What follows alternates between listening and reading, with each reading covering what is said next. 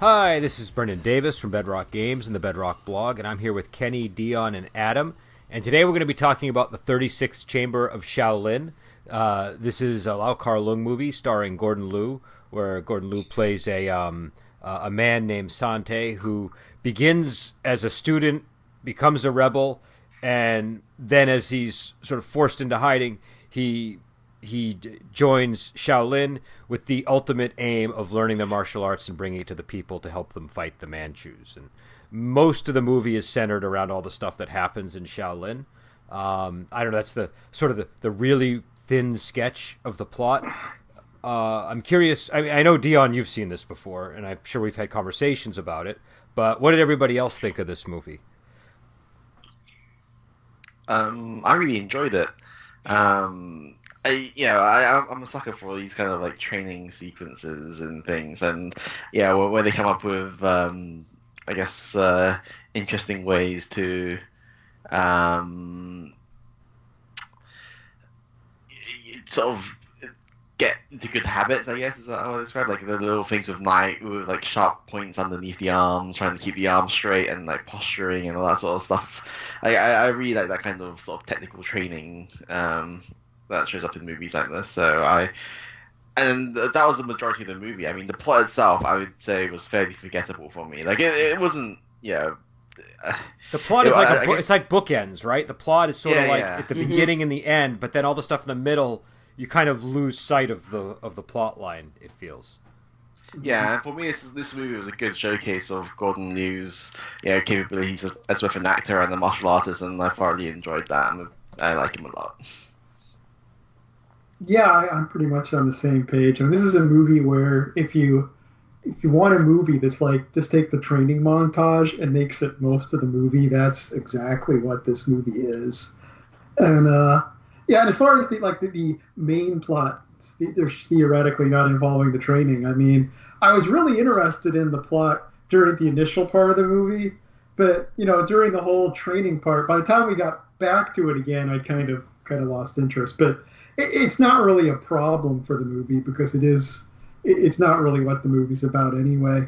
Well, and I have some thoughts on that when we get there, but sure. But I'll hold off. So I'm sorry. Continue. Oh, okay. Well, yeah. I mean, that's really my main thought. It's good because saying a movie is kind of all the training and nothing else would be easy for that to. While I like training sequences too, it'd be easy to go wrong with that. But this is really creative in the way all the sequences are done. So it's just very engaging. And so Dion, what about you? And again, I know you're in a slightly different boat because this is not your first time seeing it. Yeah, this is one of my favorite movies. I really love Gordon Liu in this movie. I think it really showcases his ability as a martial artist and an actor. It's kind of weird seeing him in the movies with hair, but then, he loses his hair in this one, which is the most normal way you see Gordon. But I think the movie's great for the training sequences. And you're right, the plot is kind of bookends, and it takes secondary notion, I guess, to the training sequences. But it really, for me, historically helped me to understand how supposedly the lay people were allowed into Shaolin in order to learn martial arts. When I guess Shaolin Temple I saw before this one, and it's just like, okay, kind of explains how later those gentlemen were let in and why.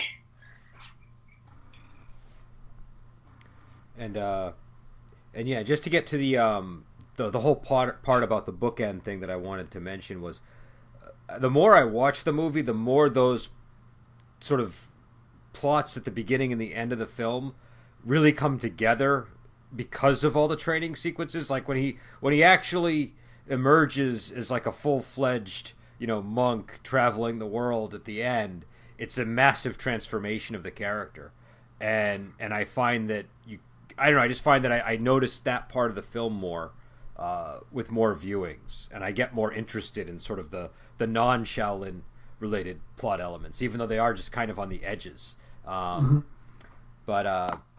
yeah, so I know we did talk about the Shaolin training sequences. Was there any scene that sort of stuck out in particular for you guys that was your favorite? The water, carrying water up the slope with the blades on the on the upper arm. I can't remember. Upper arm. Yeah. I just really like that because I'm imagining like doing myself like trying to hold like 2 buckets of water at arm's length is already quite a feat in itself, right? And having to climb up a slope to do it was like, oh, I don't think I could do that. And and then seeing him start out struggling and then just getting more and more proficient at it, like, wow, like Gordon Liu is like, I think he's like physically very capable if he can actually sort of pull that off, and his posture was like on point. And that one was particularly perilous because, like you said, you have the blades that would sort of jab you, but also going up that slope, like it's a pretty steep drop from the top. So, that's one of the ones where you kind of get uncomfortable watching it because you're looking around and you're seeing that the actor's just walking up this thing, and it seems like somebody could legitimately get hurt just with a simple misstep. Though there might have been safety precautions we weren't seeing on camera. Before the days of OSHA.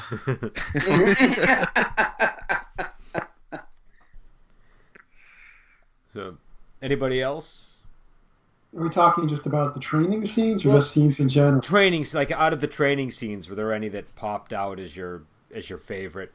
And just to, I know it's maybe to remind folks, there was the eye training sequence, there was the wrist training sequence, there was the lightness martial arts on the wooden bundles. There was the the empty hand technique, and then the one where he was learning to bash his head on the heavy bags, and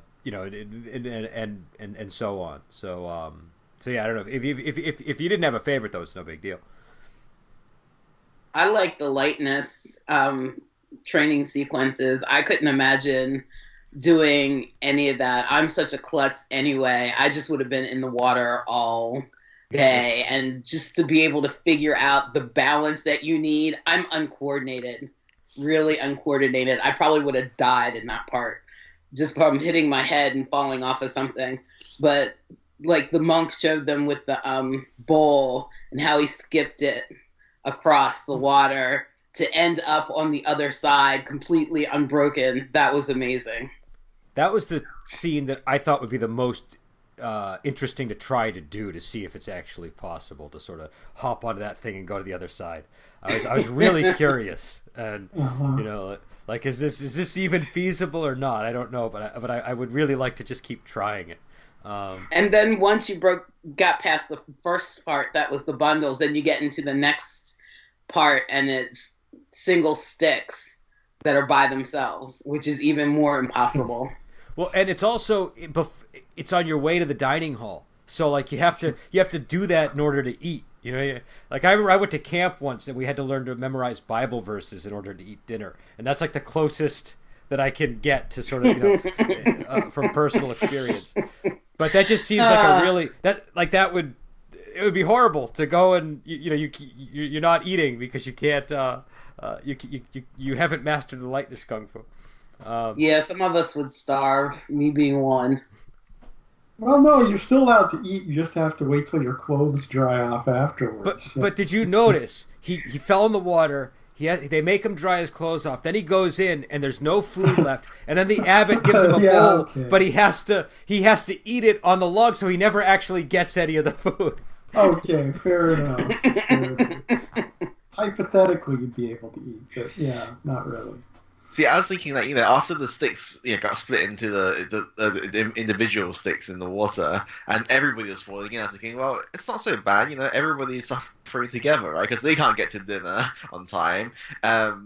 Yeah, as long as you sort of drive your clothes at the same sort of rate, you can go in without missing any food. So it's not too bad. It's actually better than when it was like a single bundle of sticks. I would agree. I would agree. It's definitely better to sort of fail in a group than to fail on your own when everybody else is just going in and eating and you're left behind. So I would agree with that. I liked the heavy bag sequence because that one to me is the one where I feel like that was done back in the day when like knowledge of concussions and all that stuff was not where it is today. And like you're watching the scene and you're thinking, my God, like he's doing like, what do they say? 2 years you're supposed to be doing this one. And I know he was an advanced student who sort of, he managed to go through all the training in like 5 years, but to do that daily and then go back and do it the next day, like once you have a concussion, you're not supposed to get another concussion. That's the whole sort of idea of how these head injuries operate. And so I just was, I mean, I know it's a movie, but I just can't help but think about that. Like, it was on my mind watching that, definitely. Having had a couple of concussions, but yeah, I was good. I liked the scene where he had to hit the gong too. That was another interesting one. That one's really good. That one is like the most grueling to watch too, because that looks like it really looks uncomfortable when he's moving that thing. But you can also sort of see the value of it, like that. Yeah, it's.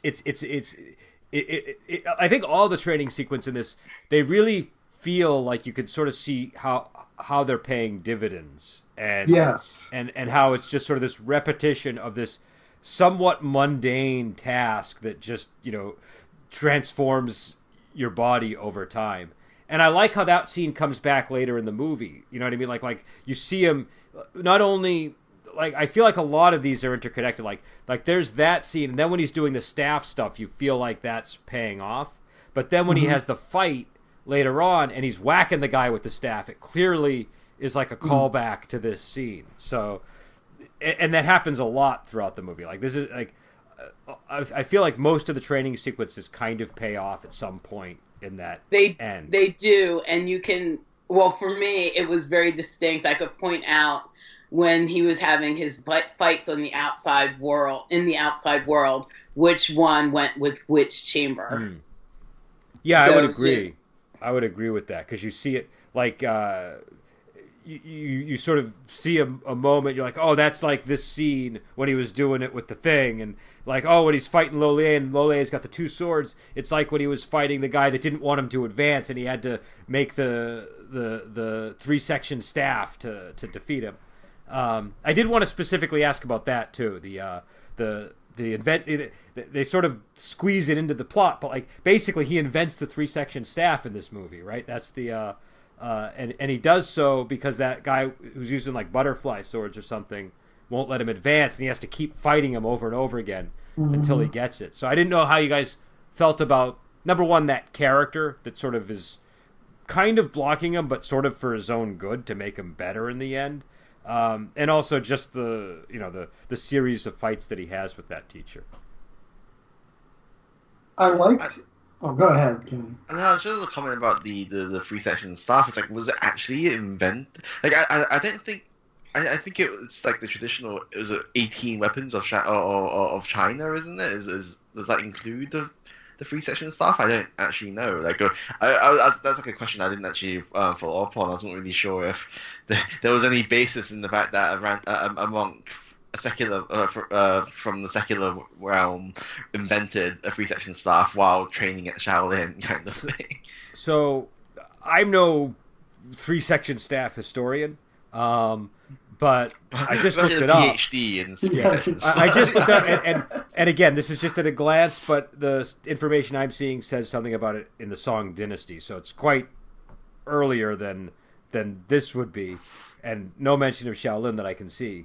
But either way, I think just for the purposes of this movie, that's sort of what they decided to do, and it was kind of it's sort of like in a I don't know, like.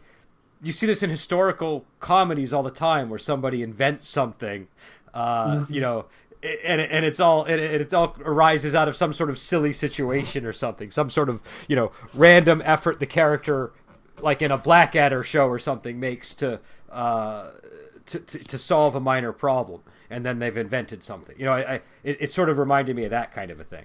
I thought it was like playful in the way that they did it. I don't know if they were necessarily trying to do serious history in that moment.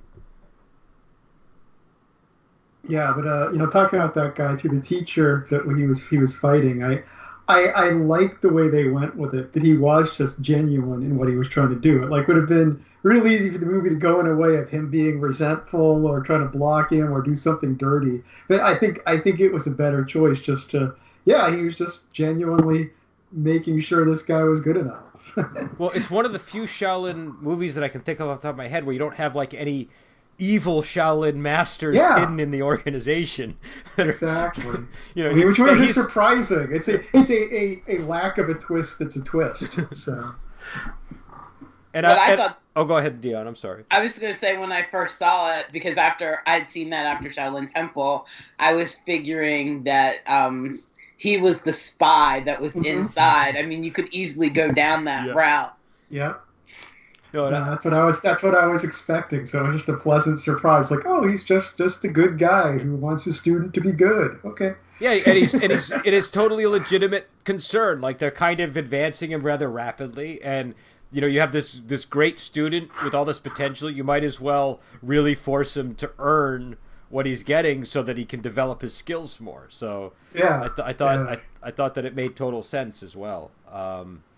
But yeah, I don't know. There's just so many of the training sequences were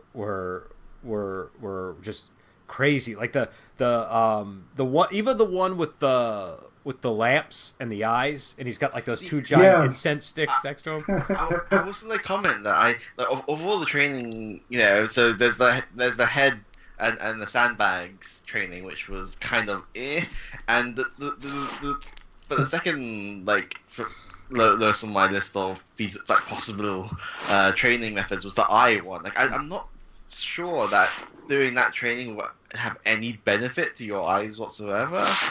I don't know. I was thinking about that too, and I don't know. I really who knows? It's cool. It's cool in concept, and like you say, we can see it like paying dividends in the end fights when he can his eyes are so well trained that you can see daggers flying at him. But I was just couldn't help but think I don't think dynamic vision is something you can really train like that. But maybe I'm wrong. But it's being able to see your peripheral sides without actually having to turn your head, which is kind of hard to do for a lot of people. I don't know. For me, it's hard. Because as soon as my eye goes, my whole head wants to turn. I mean, that's really important. Like that's like right out of Rocky when he hits him on the side of the head because he's got no peripheral vision on that side. Like it's a really important thing if they're going to be martial artists. But here, I thought that the one thing that happened in that training sequence that I thought was maybe valuable was the lights reflecting off the posts and he had to hit them. Do you know what I mean? Like that was sort of like, okay, I see the target, now I hit it. But yeah, the only thing about the peripheral vision, Dion, is he was moving his eyes though, so it was sort of defeating. Like, if he had to look straight forward, then I guess maybe he would have been training his peripheral vision. But if he's moving his eyes, I don't know. Maybe... it didn't seem that hard to me. I mean, I obviously maybe it would be if I did it, but it was just okay, not moving my head and moving my eyes isn't that hard, especially when I've got burning things next to my head. 2 sticks of incense by your ears, about to burn you. Well, I know, that would only make it easier for me. I've got a good reason to not do it, but I don't know. It's hypothetical. I'll have to try it and report back to you guys. But and then of course there was the sutra, the 35th chamber, the top chamber, which he tried to go to at the very beginning. And in fact, we even see one of the head monks get kicked out of the room because he forgets his line, I think. I like that. That was a good touch. It's get out of here. Yeah, man. You know what was good about that? As soon as that happens, you're like, oh crap! Even these guys are not immune from the perfectionist attitude of the institution. Yeah. So, Well, I like it with this old guy. It's like, for all I know, he's just kind of senile and starting to forget stuff. It's like, no, you're done. Get out.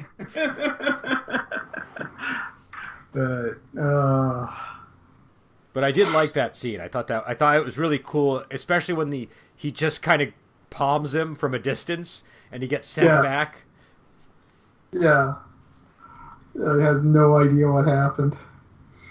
Yeah, but my thing. Go ahead, Kenny.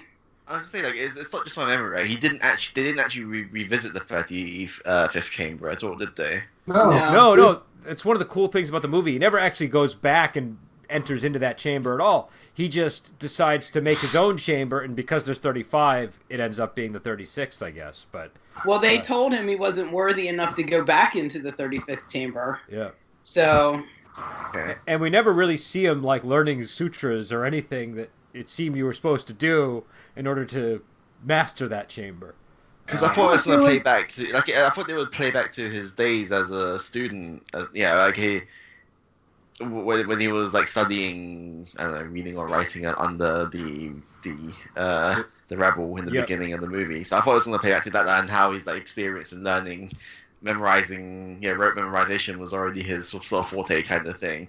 But yeah, no, it didn't go there at all.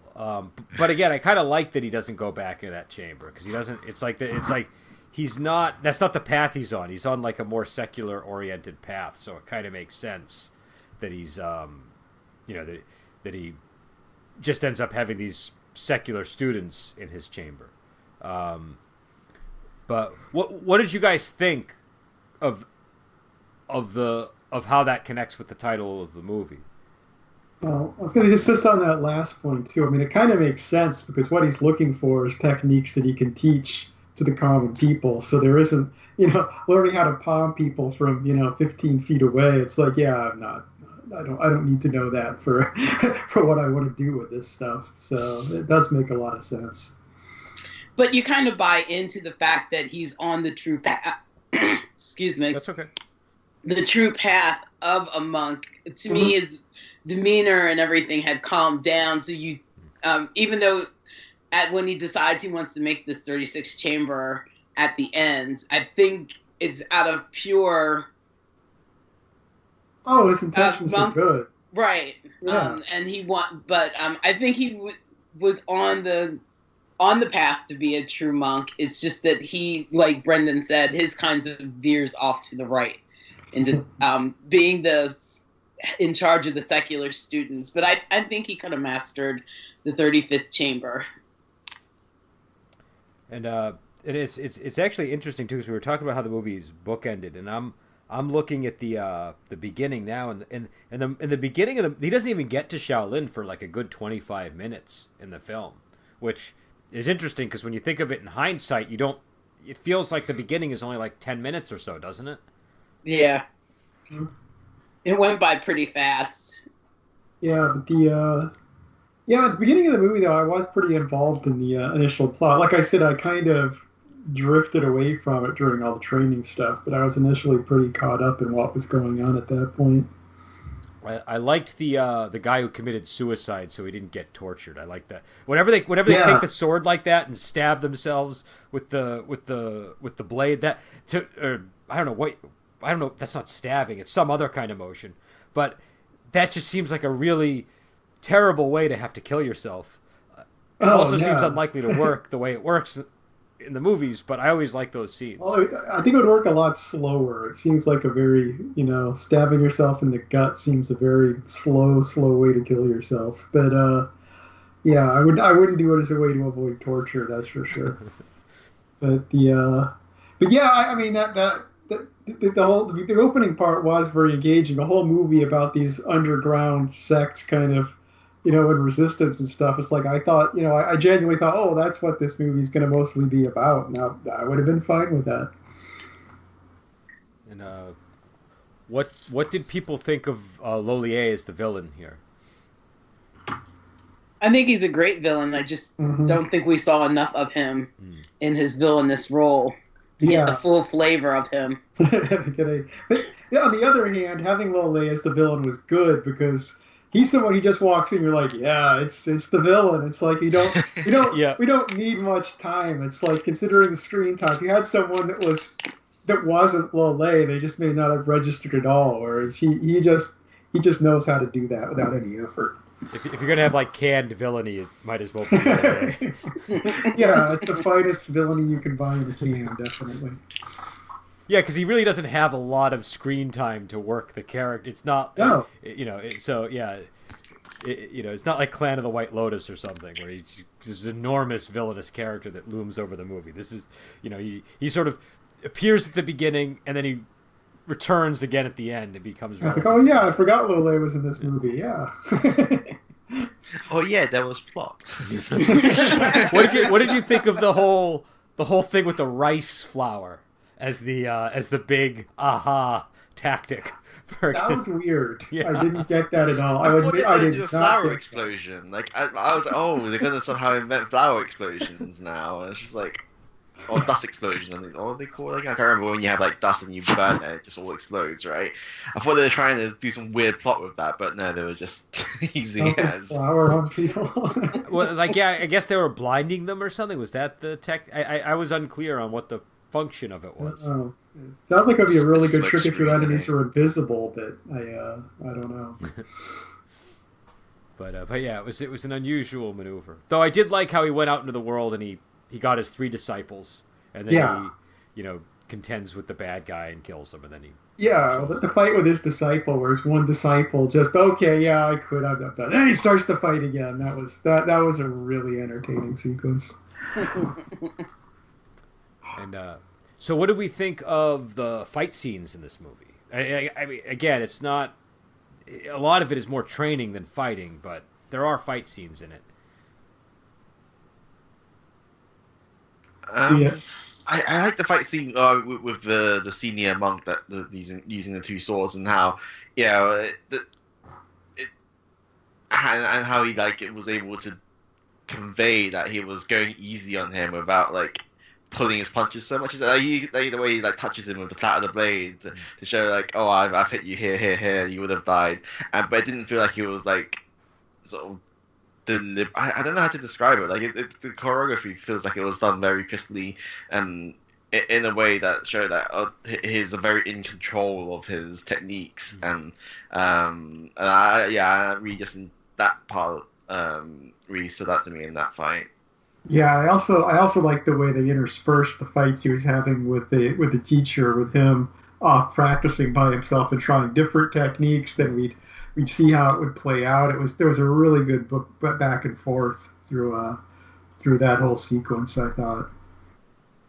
Yeah, I like the fight scene in the graveyard, and I like the fight scene actually with the Smith using the big hammer, and he's giving him the tactical instructions. That I don't know why that was just a very, I think because you don't really get to see that many fight scenes with a giant hammer like that. So. Yeah. But also it kind of calls back to the training because he tells him where to hold it on the shaft, and it helps him. So I don't know, any other fight scenes or. Speaking of the graveyard scene, I remember it ending quite brutally, right? It was that guy was basically hacking down the corpse. Yeah. I do wonder, are these 3 disciples supposed to be notable people? Was this particular person known for being sort of a ruthless, bloodthirsty type? I'm not sure about his disciples, but I think. Well, one of them. Oh, go ahead. Wasn't what one of them was? Hold on. Wang Fei. Wait. Where's my mouse? Oh, here it is. Oh, Hung Si Kwan as well. And Hung Si Kwan was one of them. Okay, so they're supposed to be historical figures. Okay, so maybe it does connect to that. I thought just in general that scene was kind of poignant because he kind of goes crazy hacking up the bad guy, and then it's it sort of pans out and you have the he sort of does the Amitofa thing, and you can tell that Gordon Liu's character has really developed by this point, that he's not as bloodthirsty as he was when he entered Shaolin. Yeah, I totally agree with that. You can see that he's turned from his revengeful self to the true monk living the spiritual path, but also wanting to people to completely be able to defend themselves against their enemies.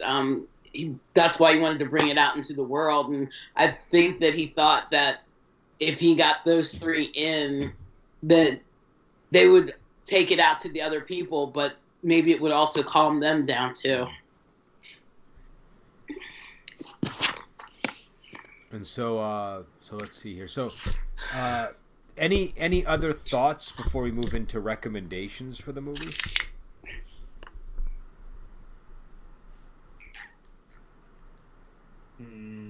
I think we've covered most of it already. I mean, this is kind of a movie where, we can talk about it all we want, but I think it's one of this. Well, I guess we're sort of moving on to recommendations now, right? So, yeah, we can talk about it all we want, but this is a movie I think you have to sort of watch to experience it. I really enjoyed it, and I think it's one of those things. Like it's a popcorn flick, I'd say. It's a movie you watch to enjoy it, and you see these little aha moments where you're like, oh yeah, I see what they did there, and think about the little clever things that they did here and there, and just have a good time with it. So I think if I were to give this movie a rating, I'd give it a 4 just because I really enjoyed it. But if we were doing half points, I'd say 3.5. But we'll round up to I think this one deserves rounding up to a 4. Who's next? I'll go next. I'd actually give this a 5. I think I've been very generous lately. I realize, but it's just a real. I felt like this was just a very classic movie.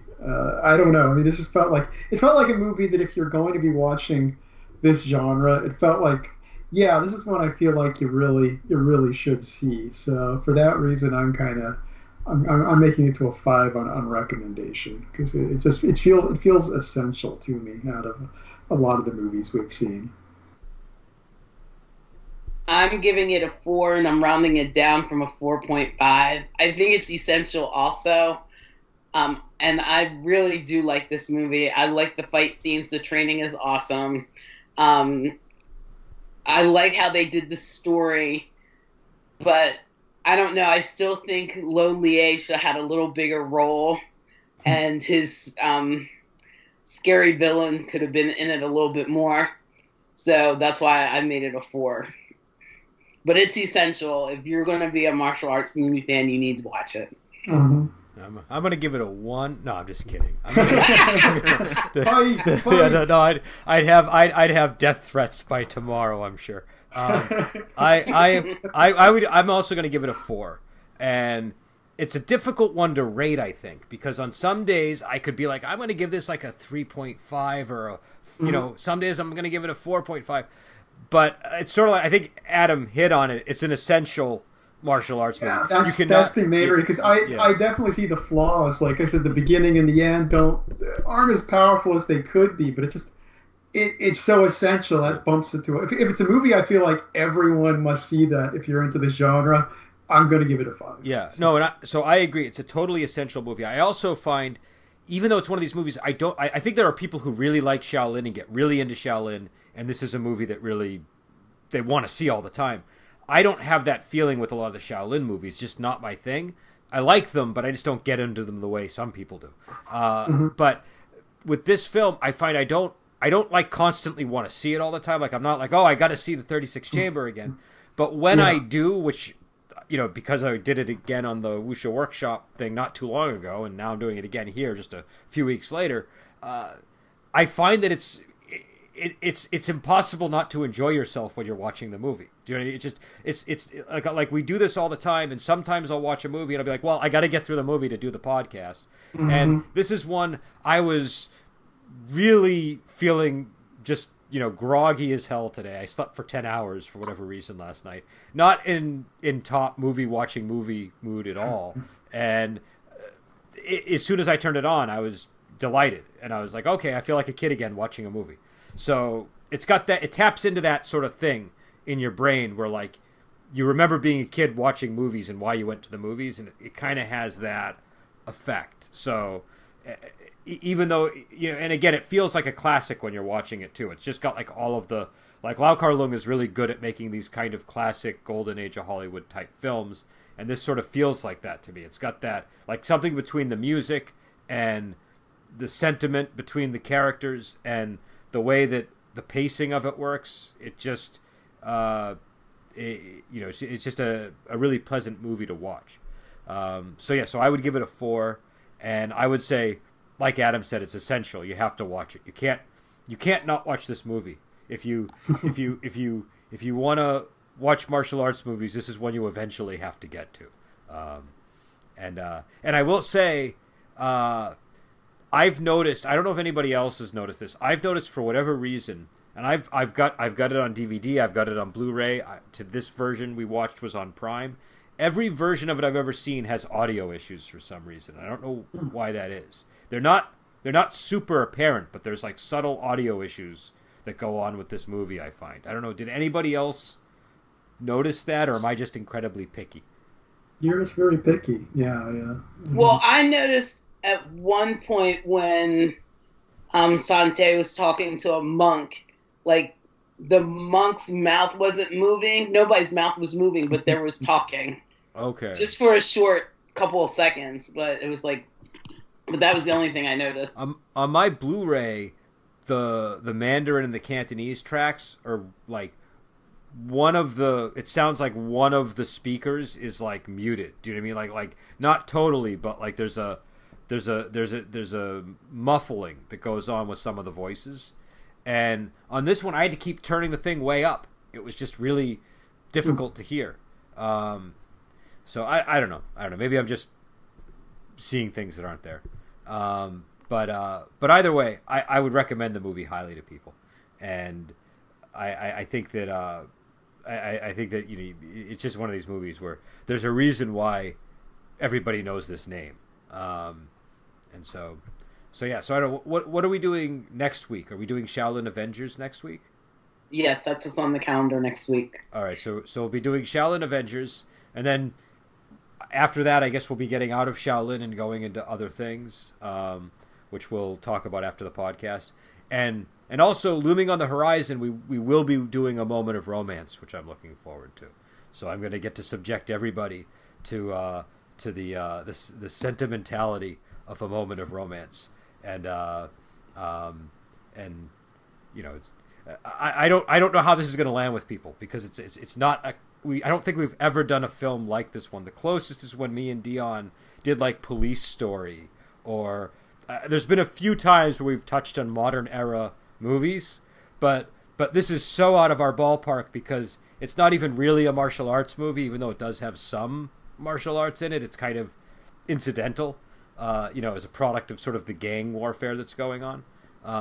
So I'm very curious how people are going to react to it. But and also we have a Patreon. We really appreciate it if people sign up. We have all kinds of reward tiers, and you can do things like, vote for, one of the movies that we're going to watch during the month, or help us select our monthly theme, things like that. And at the higher levels, we have even more interesting rewards. So definitely consider joining our Patreon. It helps us get DVDs for people so that they can watch movies that are maybe not available on Prime or whatever. So, all right, so I guess we'll head out, and we will talk to you next week when we do Shaolin Avengers.